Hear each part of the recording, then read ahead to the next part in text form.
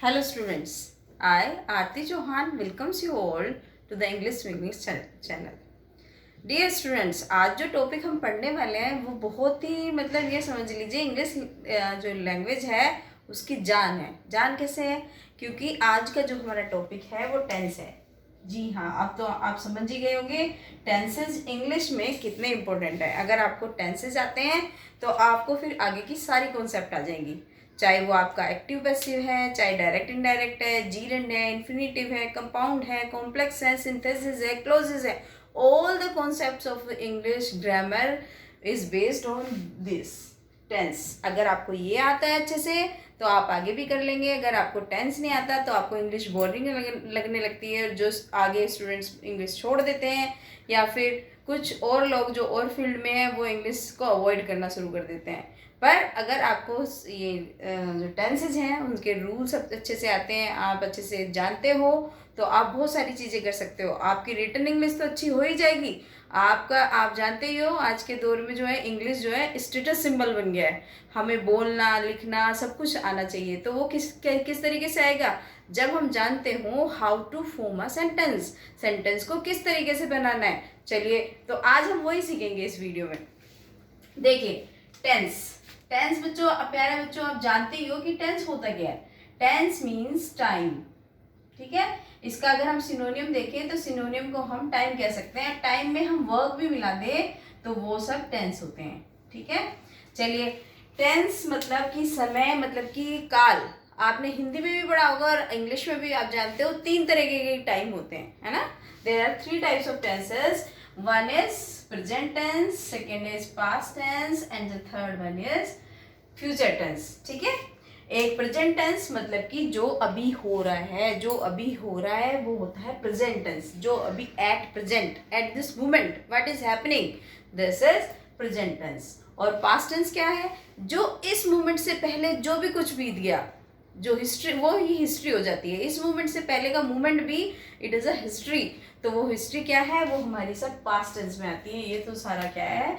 ये हमारा सारा पास्ट टेंस है। जो भी इससे पीछे चला गया इस प्रेजेंट टेंस से पहले, इस प्रेजेंट टाइम से पहले, वो सब past time comes in past tense. और जो तीसरा टेंस है, तीसरा टेंस कौन सा है? कि जो अभी हम कर रहे हैं उसके बाद का, आने वाला, इस मोमेंट के बाद जो भी होगा, इस क्षण के बाद जो भी होगा, it is everything is future tense, ठीक है। फ्यूचर मीन्स भविष्य, जो आने वाला है। जो आने वाला है वो भविष्य है, जो गुजर गया वो पास्ट, और जो अभी है वो प्रेजेंट।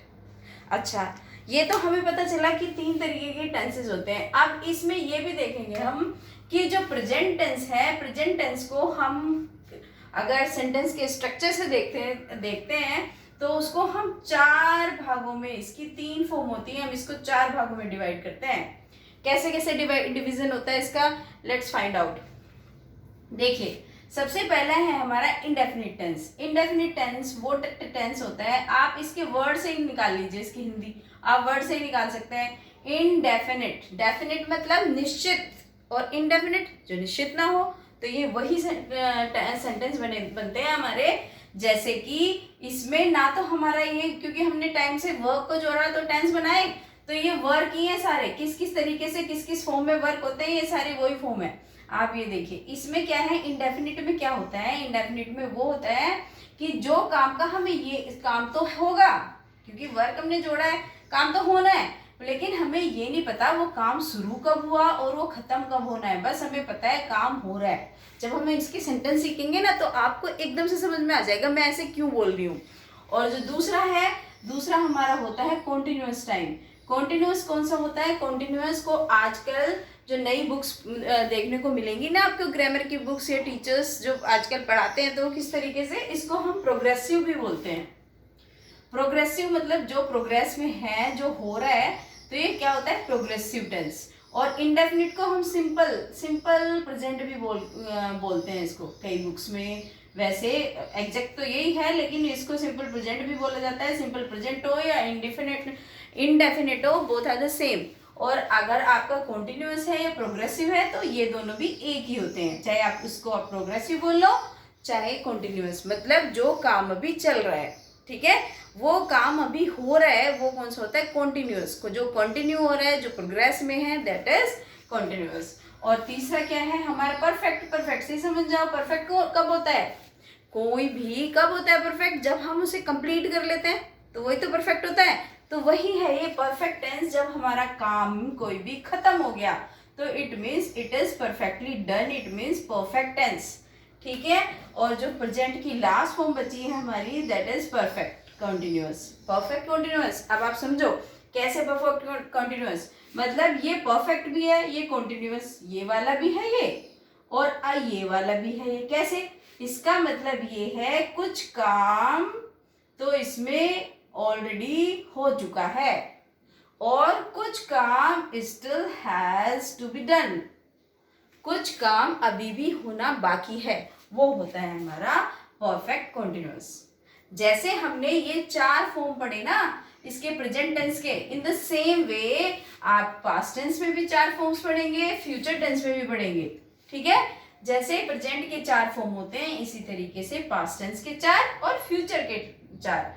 तो आप देखिए 3 तो यही थे, एक प्रेजेंट, पास्ट, फ्यूचर, 3 तो यही हो गए, और 4 इनके क्या कहते हैं फॉर्म्स हो गए।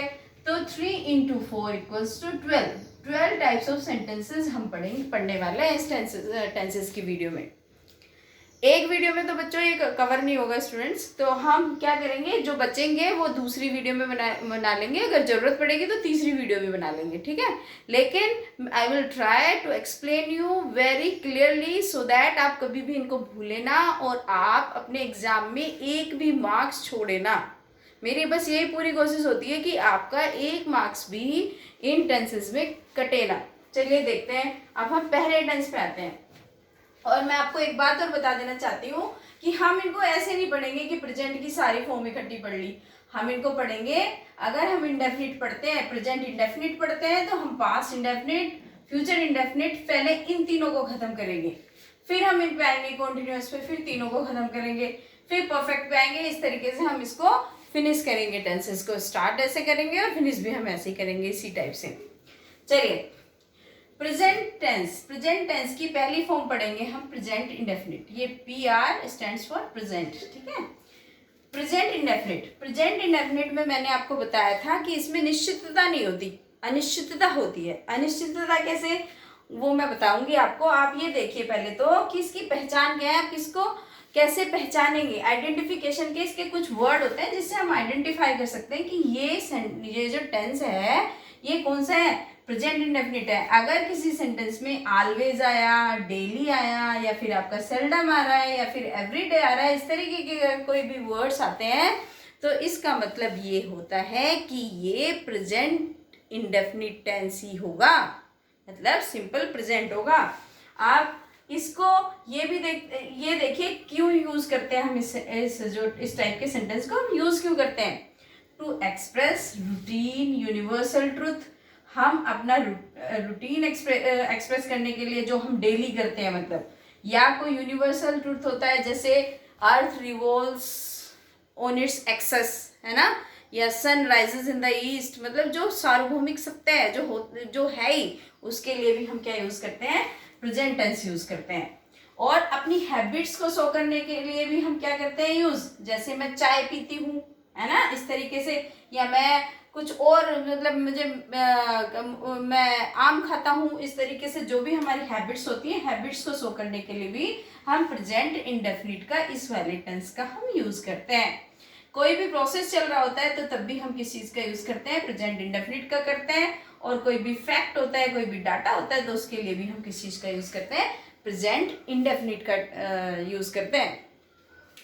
चलिए, अब हम देखते हैं इसमें भी बच्चों, जब हम प्रेजेंट इंडेफिनिट पढ़ेंगे तो इसके अगर अफर्मेटिव, मतलब सिंपल सेंटेंस होता है जिसमें सकारात्मक वाक्य, अफर्मेटिव का मतलब होता है सकारात्मक, मतलब सकारात्मक वाक्य, सकारात्मक जिसमें नहीं वगैरह, क्यों वगैरह कुछ भी नहीं होता, वो होता है सकारात्मक वाक्य। तो सकारात्मक वाक्य को हम पहले देखेंगे। देखिए, इसका क्या है, Sindhu plays badminton. Sindhu means PV Sindhu की बात कर रहे हैं हम। आपको ज्यादा अच्छे से समझ में आएगा ना, किसी वेल नोन कैरेक्टर को लेंगे तो हम, तो तो इसलिए मैंने सिंधु लिया, या कोई भी ले लो, सचिन प्लेज क्रिकेट, इस तरीके से ले सकते हैं। सिंधु प्लेज बैडमिंटन, सिंधु क्या खेलती है, बैडमिंटन खेलती है, ठीक है। ये इसका क्या है, ये इसका सिंपल टेंस है। और प्यारे बच्चों, मैं आपको एक बार और बता देना चाहती हूँ, इसको बताने से पहले, इसके रूल को समझाने से पहले, कि कोई भी टेंस होता है, कोई भी कुछ होता है जो हमारे सेंटेंस फॉर्मेशन में जो सबसे ज़्यादा प्ले होता है, क्योंकि हमारा सेंटेंस जो फॉर्मेशन होता है वो कैसे होता है, पहले सब्जेक्ट आता है, प्लस वर्ब आती है, और प्लस ऑब्जेक्ट आता है। वो हम बाद में देखेंगे कौन कौन सी वर्ब किसके साथ आता है। तो इसमें जो प्ले करती है ना, जो गेम प्ले होता है, वर्ब से होता है। वर्ब से ही हम पहचानते हैं कि कौन सा टेंस है। अगर फर्स्ट फॉर्म लगी है, या सेकंड लगी है, या फिर थर्ड फॉर्म लगी है किसी हेल्पिंग वर्ब के साथ, या फिर आईएनजी लगाया है, या टू करके लगाया है, तो सारा जो गेम करती है, जो हमें परेशान करने वाली है टेंसेस में बनाने के लिए और पहचानने के लिए, ये वर्ब है, ये जान लीजिए आप। दूसरी बात सुनिए, अब आप इसमें, हम ये इस पे आए थे कि हमने आपको बताई थी कि अगर इंग्लिश में ये सब वर्ड होते तो आप आइडेंटिफाई कर सकते हैं कि ये प्रेजेंट इंडेफिनिट टेंस है। लेकिन हिंदी में भी इसकी पहचान होती है। अगर जिनके मीनिंग आप अगर ट्रांसलेट कर लेते हो हिंदी में, और उनके पीछे ता है, ती है, ते हैं, ता हूँ, है ना, इस तरीके के वर्ड आते हैं, तो वो सारे प्रेजेंट इंडेफिनिट होते हैं। देखिए, जैसे ये है, सिंधु बैडमिंटन खेलती है, खेलती है आ रहा है ना, तो इट मीन्स ये कौन सा है, प्रेजेंट इंडेफिनिट टेंस है। इसका रूल बना लीजिए। अब देखो, इसको सेंटेंस को देखो और आप बताओ मुझे साथ साथ, और मैं बनाती जाती हूँ। चलिए, हाँ, सिंधु मतलब सब्जेक्ट आ गया पहले, यस, सब्जेक्ट आ गया पहले आपका, फिर उसके बाद वर्ब, वर्ब कौन सी लगी है, वर्ब की फर्स्ट फॉर्म में, या तो वर्ब की फर्स्ट फॉर्म लगती है सीधे सीधे, या वर्ब की फर्स्ट फॉर्म में एस या ईएस लगता है, ठीक है। उसके बाद हमने क्या लगाया था, देखो, ऑब्जेक्ट। तो इस तरीके से सेंटेंस बन रहा है ये हमारा जो अफर्मेटिव है। अफर्मेटिव का ये रूल है। अच्छा बच्चों, एक बात और, आपको ये भी पता होना चाहिए वर्ब की फर्स्ट फॉर्म का लगनी है, वर्ब की फर्स्ट फॉर्म में एस या ईएस का लगना है। तो आप ये देखिए, जो भी हमारे प्लूरल होंगे उनके साथ तो क्या लगेगा, केवल वर्ब की फर्स्ट फॉर्म लगेगी। लेकिन जो हमारे सिंगुलर होंगे सब्जेक्ट्स, उनके साथ वर्ब की फर्स्ट फॉर्म में एस या ईएस लगेगी, ठीक है। मतलब जैसे, क्योंकि, और ये याद रखना बच्चों, ये जो आय होता है, आय भी हमेशा हमारा प्लूरल फैमिली में आता है, बहुवचन में आता है ये आय, और ये आय कभी भी सिंगुलर में नहीं आता, ठीक है। चलिए, अब देखते हैं इसका नेगेटिव। नेगेटिव मीन्स नकारात्मक, जब हम ना, नहीं, इन शब्दों का यूज करते हैं और जब सेंटेंस बनाना हो। जैसे ये है, Dhoni does not play football, Dhoni football नहीं खेलता, नहीं खेलता ना फुटबॉल धोनी। लेकिन हमें ये नहीं देखना वो क्या खेलता है, हमें ये देखना है इसका रूल क्या है। जब नेगेटिव होता है तो रूल क्या बनता है, रूल क्या है इसका, सबसे पहले सब्जेक्ट लगा हुआ है, देखिए सब्जेक्ट है, सब्जेक्ट, फिर क्या लगा हुआ है, डज, डू या डज लगाते हैं, और फिर उसके बाद क्या लगाएंगे, नोट लगा रखा है, देखिए, फिर वर्ब की फर्स्ट फॉर्म लगा रखी है, क्योंकि अब ऐसे ही ऐसे तो लगेगा नहीं, क्योंकि डू या डज में ही लग जाना है, जो भी लगना है इधर, है ना। और फिर उसके बाद ऑब्जेक्ट। तो ये हो गया हमारा नेगेटिव, ठीक है। तीसरा हमारा होता है इंट्रोगेटिव सेंटेंस। इंट्रोगेटिव कौन सा होता है, इंट्रोगेटिव सेंटेंस वो होते हैं जिसमें क्या, क्या आता है शुरू में, क्या सचिन, जैसे हमने लिखा, क्या सचिन क्रिकेट खेलता है, ये क्वेश्चन है। तो जब कोई क्या आ जाता है और ता है बाद में, ता है, ती है, ते है, तू है वगैरह है, तो फिर हम क्या करते हैं, इसको शुरुआत में ले आते हैं। जो डू या डज होता है इसको हम स्टार्टिंग में ले आते हैं, starting of the sentence we will use do या डज, ठीक है। डू या डज लगाएंगे, फिर सब्जेक्ट लगाएंगे, देखिए सेंटेंस में सब्जेक्ट लगाएंगे, फिर वर्ब की फर्स्ट फॉर्म लगाएंगे, ठीक है। डज प्ले, डू या डज, सब्जेक्ट, फिर वर्ब की फर्स्ट फॉर्म, फिर क्या लगा है, ऑब्जेक्ट बचा, क्या केवल ऑब्जेक्ट बचा, तो हमने लिख दिया। और प्यारे बच्चों, एक चीज और याद रखिएगा, जब भी हमारे WH फैमिली में से कोई भी वर्ड हो, जैसे कि ये वाई है, वेयर है, वैन है ना, इस तरीके, हाउ है, इस तरीके का कोई भी वर्ड आता है, तो हम क्या करते हैं किस तरीके से लगाते हैं, सबसे पहले बस इनको लगा दो शुरू में इंट्रोगेटिव वाले रूल में से, और फिर बकाया यही सेंटेंस बन जाएगा आपका। बस आप शुरू में ये लगा दीजिए, ये WH फैमिली के वर्ड, और उसके बाद आप लगा लीजिए सब्जेक्ट लगा लीजिए, वर्ब लगा लीजिए, ऑब्जेक्ट लगा लीजिए। इस तरीके से आपको बिल्कुल बनाना है। लेकिन एक बात और याद रखनी है, यस एक बात और याद रखनी है। इसमें क्या याद रखनी है वो देखिए ध्यान से। अगर हमारा हु आता है, हु भी WH फैमिली का है, लेकिन हु के लिए इस टेंस में एक स्पेशल रूल है। वो कौन सा स्पेशल रूल है, देखिए अगर ये आता तो इस तरीके से आता, who does, sorry does, do या डज नहीं आते इसमें, हु प्लेज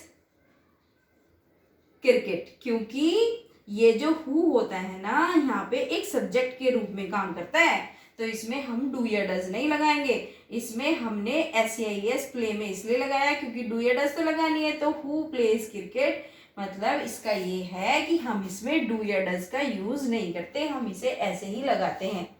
तो बच्चों ये हमारा था प्रेजेंट इंडेफिनिट टेंस, ठीक है। वीडियो ज़्यादा लंबा हो जाएगा, इसलिए हम आगे की जो टेंसेस हैं वो अगली वीडियो में समझेंगे।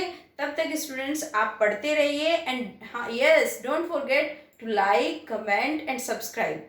और प्यारे स्टूडेंट्स अपने फ्रेंड्स में भी प्लीज़ मेरी वीडियो को शेयर करिए। Thank you.